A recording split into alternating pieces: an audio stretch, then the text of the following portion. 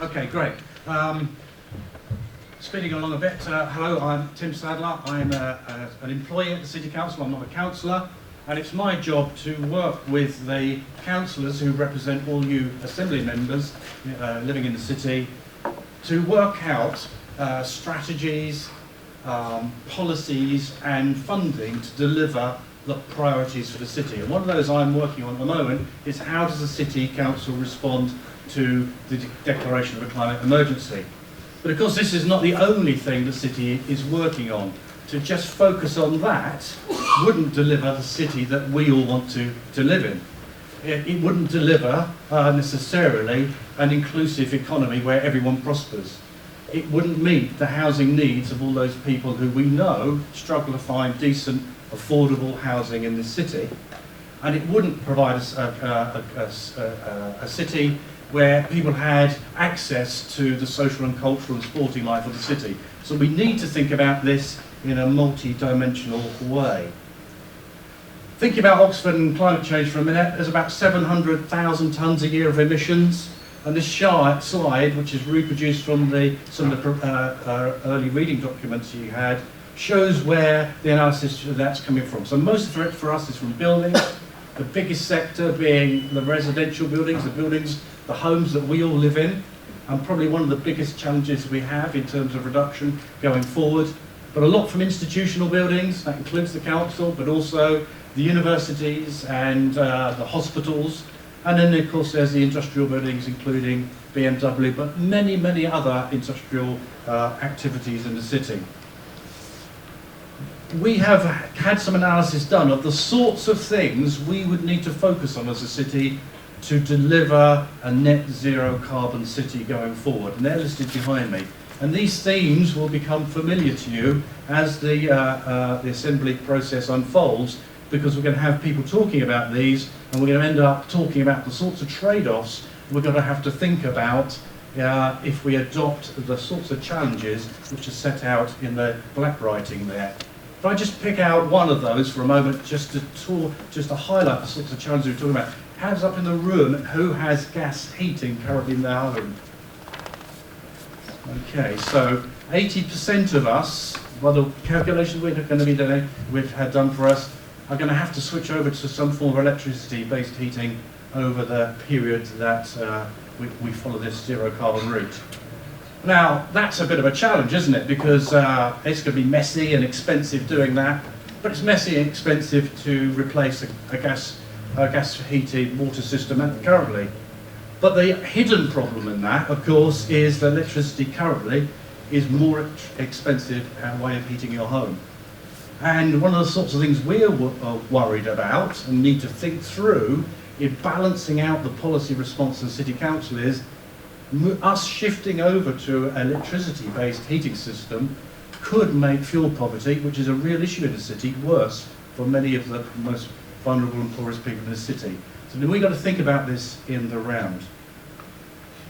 So what's the council been doing? We've heard this morning this is not a new thing. What have we been doing for the last 10 or so years? Well, the City Council has actually reduced its own carbon footprint by around 40% in the last 5 years. And we've done that through reducing demand from our buildings and reducing demand for our fleet of vehicles, all those white vans you see flying around. We're buying lighter, smaller, more efficient vehicles. We think very carefully about routing, and increasingly now we're moving over to an electrified fleet. We produce our own renewable energy. Currently we produce about 10% of our own electricity needs primarily through PV on the roofs of buildings, and we purchase certified renewable electricity for the City Council. But as we heard earlier on from Barbara, I think it was, that's just 1% of the city's footprint. So whilst it's very important for a body such as City Council to show leadership around the sorts of things that can be done, it's not going to cure the problems that we see for the city as a whole. And we have degrees of influence. Those sorts of things where I was talking about just now, where we pay the bill, we buy the diesel, we buy the petrol, we pay for the electricity, we've got complete control over that. We have some influence through policies such as planning policy, building control implementation, that sort of thing. But most of the emissions in the city, the council doesn't have the jurisdiction to tell people, to legislate, to make them change.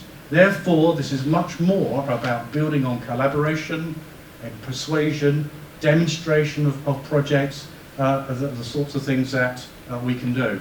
And we heard a little bit from Barbara earlier on about the low carbon hub, a low carbon partnership, which has been successful in taking us to a position where we're about to achieve that ambitious target, we thought scary target, of a 40% reduction by 2020.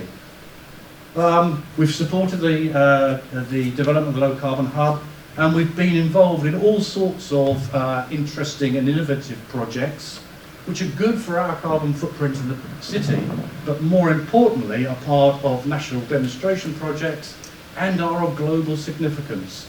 But your council is using some of your money to do that. Is that right? Is that the sort of thing we should continue doing? This is the trajectory for the city from the city council perspective.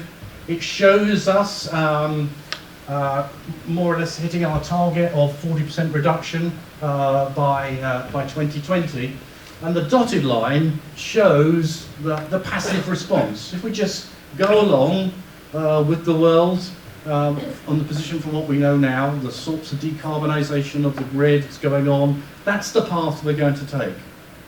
That's the sort of business as usual path.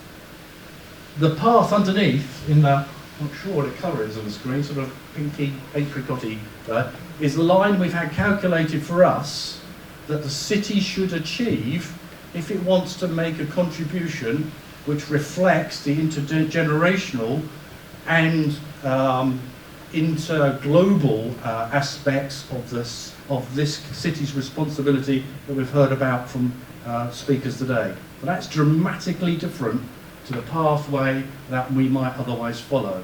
So a key question from the City Council is about where should we be? Where should our level of ambition be?